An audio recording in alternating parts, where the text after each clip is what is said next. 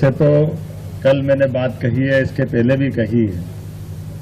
हमने सबने संकल्प किया कि मध्य प्रदेश के अंदर सभी क्षेत्रों में समान रूप से लगातार प्रगति के नए नए कीर्तिमान बनाए जाए और ऐसे में कृषि प्रधान, कृषि आधारित, किसान आधारित ये मध्य प्रदेश और हमारा सबका प्रयास है कि किसी भी हालत में किसानों की आय, उनके अपने जीवन के स्रोत, आय के स्रोत और बढ़ना चाहिए। और खास करके जो वो जानते हैं, समझते हैं हजारों साल से, इस देश की पहचान सदियों से दूध और दही की नदियां बहा करती है, ये आदिकाल से भारत की पहचान रहती आई।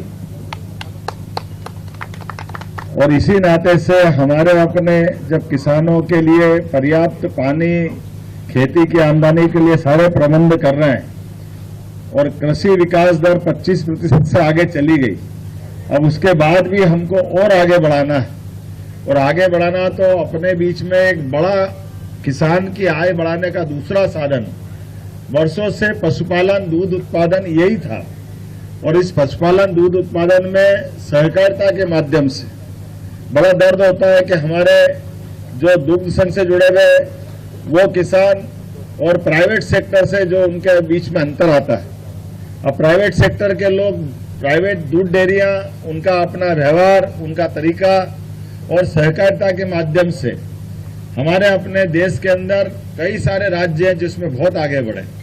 तो हमने तय किया कि हमारे यहाँ जैसे किसानों की फसल खरीदने के लिए हम बोनस दे रहे हैं, तो दूध खरीदने में भी बोनस चालू करें। किसानों के लिए दूध का बोनस मिलना चाहिए और दूध का बोनस मिलना चाहिए। इसका मतलब ही कि दूध उत्पादन हम बढ़वाना चाहते हैं और दूध उत्पादन बढ़वाना चाहते हैं तो दूध का उत्पादन, यद्यपि अगर आंकड़े से देखेंगे तो हमारा तीसरा नंबर आता है मध्य प्रदेश का, लेकिन मात्रा देखेंगे तो 9% है देश के दूध उत्पादन की।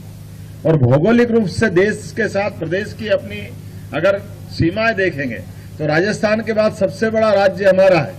राजस्थान की दूध उत्पादन क्षमता हमसे डबल है, आबादी कम है, लेकिन हमारे बीच में हमारे यहाँ वो कौन से कारण है जिन कारण से ये दूध उत्पादन की क्षमता बढ़े।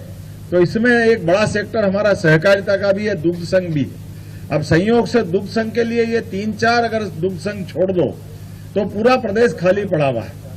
गांवों की संख्या देखें तो 51,000 से ज्यादा गांव है। तो अभी हमने लक्ष्य किया है कि नेशनल डेयरी डेवलपमेंट बोर्ड के माध्यम से